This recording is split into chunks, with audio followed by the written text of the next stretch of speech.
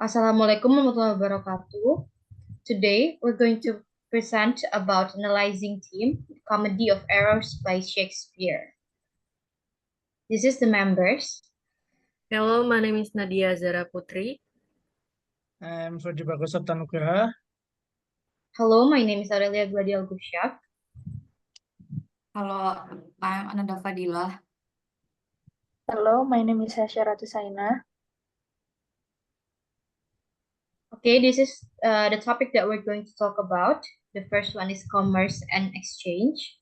The second one is marriage and family, and also appearances and identity, mistake and coincidences, and the last one is scapegoat and social hierarchy. So for this slide, we're gonna talking about commerce and exchange. So many of the characters in the play are merchants or traders, and issues of money are important from the start of the play. All of this emphasis on economic issues points to the general importance of exchange in the play. Such an example is the gold chains made by Angelo. But it is not just objects that are exchanged in the comedy. The play's most important exchange is that of the identities of each Antipholus and Dromio. As this suggests, the whole world of the play can be seen through a kind of economic logic of exchange, value, and profit. Like, is it more profitable for Antipholus of Syracuse to play along with the person Adriana thinks him to be, or how much money is life worth? Characters in the play often seem more concerned with profit and money than with other matters. However, the play is also filled with examples of people who respect values other than monetary ones. Such an example is Antipholus of Syracuse and Aegeon willing to take a risk of their life just to find the members of the family who's missing.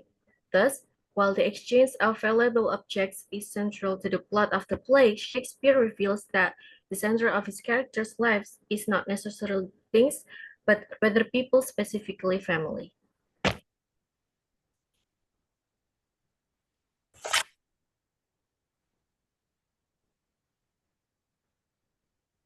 And the next is family and marriage themes.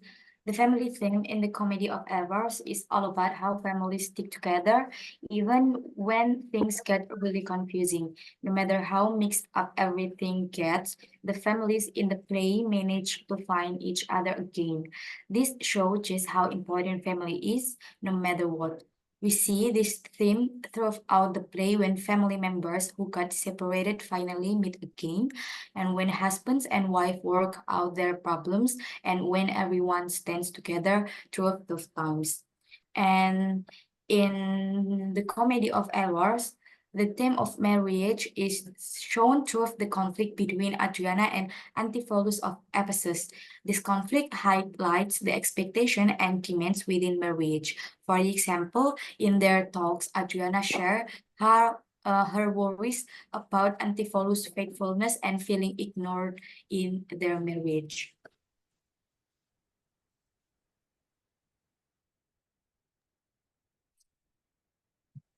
And the next one is appearances and identity. So the first one is appearances, mistaken identity. So the entire plot revolves around mistaken identities caused by the presence of two sets of identical twins. This confusion leads to comedic situations where characters are misrecognized, misunderstood, and often confused for someone else. So I found the evidence at Act 4, Scene 1, when Antipholus of Ephesus being arrested due to the confusion over the gold chain. So the sentence is, "Officer, I do arrest you at the suit of Count Angelo." So this situation underscores the theme of how outward appearances can lead to false judgment. And the second one is social appearances. So social appearances play a crucial role when Antipholus of Syracuse is mistakenly given the social privileges of his brother, Antipholus of Ephesus. This is exemplified when Angelo the goldsmith mistakenly delivers a gold chain to Antipholus of Syracuse. So I found At Act 4, Scene 1, the sentence is, I know it is so. If there be such a man here, I'll give him my horse and saddle. If not, I will bestride mine own threshold and curse him that had me hold my hand, for it is no longer than a day to go get my chain. And the next is identity. So identity, confusion, and displacement. The character's sense of identity is constantly challenged by the erroneous perceptions of others. Antipholus of Ephesus' identity is vividly portrayed when he is denied access to his own house. So I found it at Act 3, Scene 1.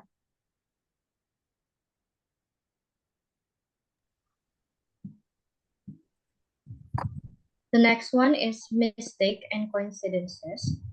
Shakespeare's play is called the Comedy of Errors for a reason. The play is filled to the brim with humorous mistakes and errors, from mistaken identities to mixed-up objects to misinterpreted puns. Characters continually make mistakes and grow more and more confused as the play progresses. While such mistakes can be seen as negative things in the life of the play's character, they are also in some sense beneficial to the play. It is precisely error that allows for the comedy and plot of the play, which can be seen as a continually escalating series of errors followed by one final scene of resolutions and resolutions. There have to be obstacles for the characters, a plot that meanders as characters go off course and make mistakes. These mistakes make the comedy interesting and amusing and create the very problems that the end can then solve. In addition to the characters' mistakes, simple coincidences are also a significant force in the plot. The play relies on the almost impossible coincidences of Emilia having become an abbess in the city where her lost son settles, and of all the same characters finding themselves in Ephesus on the same day and running into each other at just the right time to save Agent's life.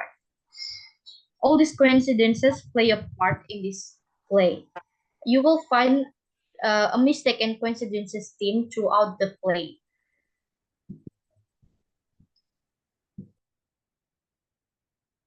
And the last one is scapegoats and social hierarchy.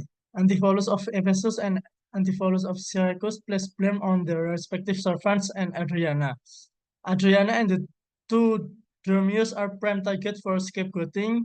Both Antipholus of Ephesus and Antipholus of Syracuse beat and abuse the Dromios, and Antipholus of Ephesus threatens physical violence against Adriana multiple times. This instance reveals the strict, oppressive social and gender hierarchy in the world of the play, as both woman and servant are subject to the whims of their husband or master.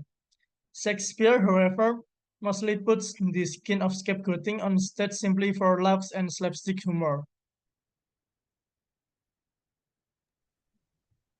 This is the end of our presentation. Thank you so much for watching our presentation. Wassalamualaikum warahmatullahi wabarakatuh and have a nice day.